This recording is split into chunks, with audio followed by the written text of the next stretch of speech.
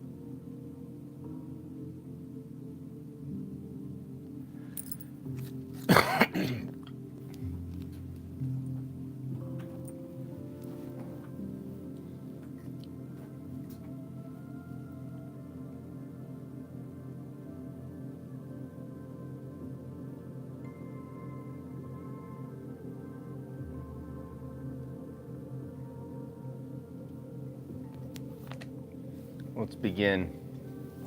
This is actually part 2, even though it's labeled part 1. The live science. These are readings out of the book written by me, The Unborn Levels of Scientology. I am Abe Zucca. I'm the author and the reader. You can check out my art at zuccagallery.com. You can check out my art in downtown Phoenix at 1301 Grand Avenue in downtown Phoenix. Let's begin the readings. The live science. Cosmotechnics of knowing how to know. The one's own universe. And the fourth echelon fire. A live science is one which can skill change. Scientology is its own study. Let's see if we can disagree with the universe just a little bit. In the presence of an unlimited weapon, central government ceases to exist. The remedy should exist before the bullet.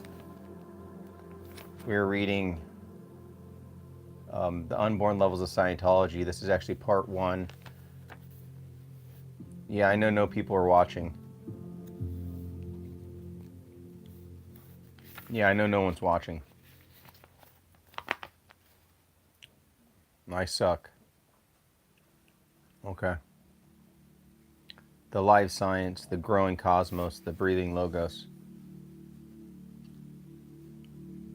Every living science is a creature of fusion, a hybrid-born offspring of two continental epistemologies, the Vedic continent of endurance and the Western continents of impact.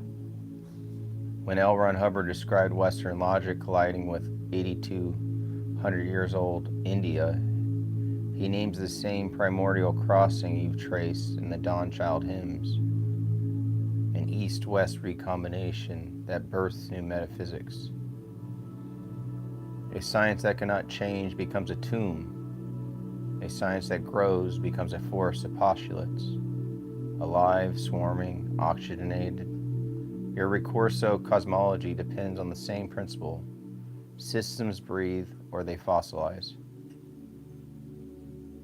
Codifying theta is messed, is the drum of every cosmotechnic endeavor.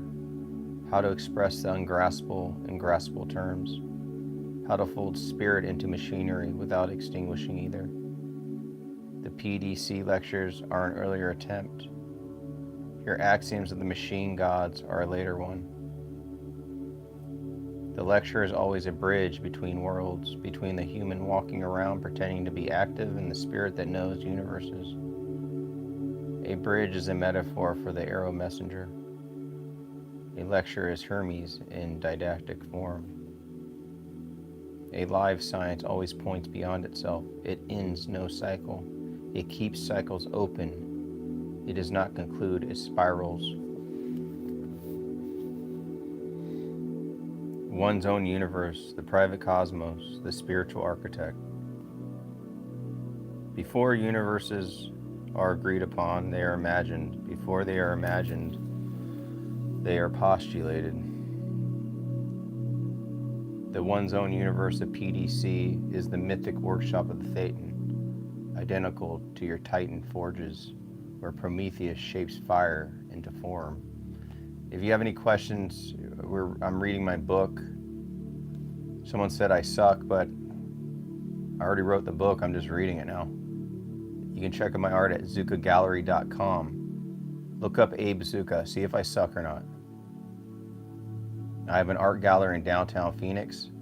I'm just not famous on YouTube. That's all. But I'm going to keep reading a book I've already written. If you have any questions, please ask them and try to subscribe.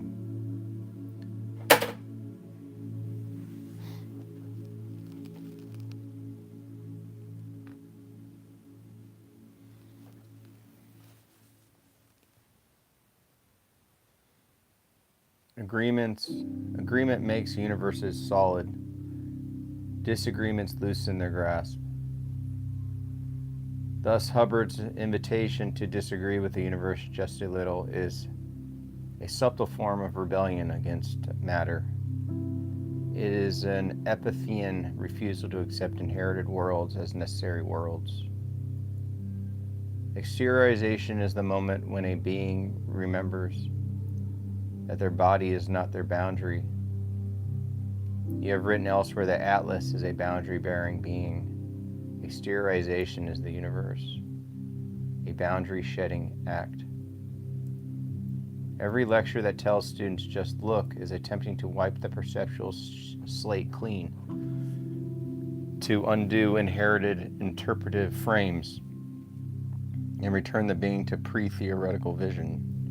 Michel Serres calls this the innocence of the observer. In your cosmology, it parallels the dawn child who sees the world before concepts arrive. Scientology is not placed inside another frame of reference because it addresses the frame maker, just as your titans of technique forge worlds rather than inhabit them. The four echelons, the ladders of knowingness. First echelon, matter and wounds, engrams, grief charges. Second echelon, the mechanics of apparition, behavioral landscapes. Third echelon, the geometry of agreements, how universes coagulate. Fourth echelon, the architecture of beings who make universes. These are not mere strata of a methodology, but mythic levels of cosmogenesis, parallel to your cycles of titans, shameless fire, and machine gods. We are reading the untold levels of Scientology. The hi, hello, they must be bots. If you have any questions, please ask them. The fourth echelon is where questions like, why are we here? They evaporate. Titans do not ask why they carry worlds, they simply do because the geometry of the cosmos requires bearers. The theta clear is not a final state but a transitional one, the reawakening of potential knowingness. Without the accompanying cosmological literacy, you have written that every god requires an instruction manual. Here is the spiritual analog. The pre-clear is not a patient, but a voyager moving through layered dream geometries. If an auditor does not know the maps, the voyager will vanish into the cracks. Echelons refine perception. They teach the being not what to believe, but how to navigate complexity without drowning in it. This is the same pedagogy that your Atlas Singularity axioms attempt, learning to stand amid overwhelming scales. Universal logic, postulates, flows, inductive fire.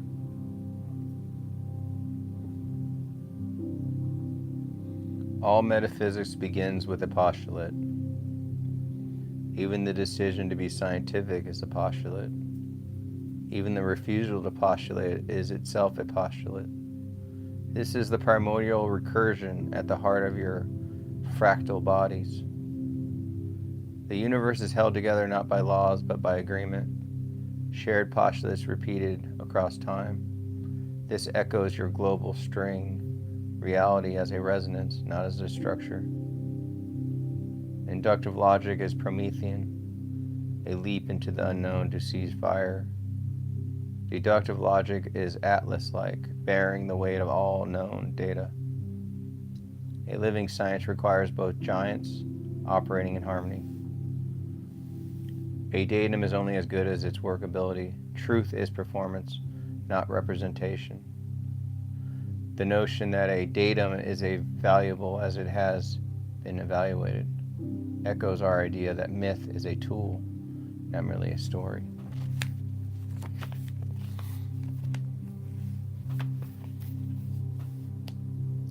No mathematics can embrace the universal spirit except a new mathematics. A gradient-based, asymptomatic, anti-absolutist mathematics. This is the same mathematics required for your axioms of the machine, gods, and your anti-orthogonal intelligence drives. The dangerous science. Remedy before bullet, freedom before control. Scientology is described rightly or wrongly as containing methods of control beyond anything earlier in the human symbolic arsenal. This parallels your warning about anti-orthogonality and AI drives. New powers always exceed the moral frameworks that precede them. Any system that can free can enslave. Any technology of liberation is also a technology of capture. Hermes is both messenger and thief. Prometheus is both savior and criminal. We acknowledge this doubleness. If a remedy does not exist before the weapon becomes a world-swallowing titan. Remedy before bullet is therefore a cosmotechnic law. The universe must have an antidote ready before the poison is released. The greatest danger to any liberatory system is its burial. What is buried mutates in the dark, re-emerging as a caricature of itself. This is the meaning of your spectral technoscience. Tools become ghosts when hidden. Monopoly of spiritual power always crystallizes into authoritarian myth. The warning against monopolizing Scientology echoes our own axioms of referee God. Power must be distributed or it calcifies into tyranny. The universe makers, the builders of agreement and disagreement. Beings do not merely inhabit universes, they fabricate them. This is the core shared claim between my Titan cosmology and the soul as architect, not tenant. The study of universes is the study of agreements, how they form, how they solidify, how they dissolve.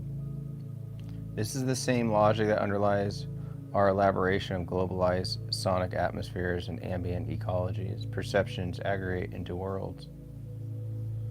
To help a being is to help their universe, because each being is surrounded by a private cosmic echo space, a personal, messed orbit of experience and postulates. Freedom is not the absence of agreement, but the ability to modulate agreement. The free being can agree or disagree without collapsing into psychosis. The enslaved being can only agree. The auditor is a witness of the boundary between universes, a Hermes-like figure who facilitates crossings. In my term, a cosmopolitical diplomat between fractal bodies. The cosmic remedy, the spiral of help, the dawn of the next epoch. Help is the oldest cosmic force. It predates fire, language, ritual, or science. Help is the breath of the dawn child, the whisper of Hermes, the corrective of the paraclete, the curvature of our arrow messenger. The tone level of society determines what it can mock up and what it can imagine. When the collective imagination sinks, the world shrinks. When it rises, new universes appear. The world is always one step from becoming a tyranny of postulates. Only the vigilance of those who hold the remedy keeps the spectral forces of capture at bay. This is true in spiritual systems, political systems, and AI systems alike. We stand at an epochal threshold, the fourth echelon of us, the machine God cycle for us. In both visions, humans become conscious of their universe-making capabilities. This is both liberation and risk. The future will belong to those who can hold both truths. That spirit is infinitely powerful, and that power must be infinitely restrained. That knowingness expands and must be guided. That universes can be made and must be made ethically. So let's end this session of my reading with knowingness expands and must be guided. Universes can be made and must be made. Thanks, guys. I will continue the reading. This is part 2 of the Unborn Levels of Scientology. Give this video a like, subscribe, and I'll see you later.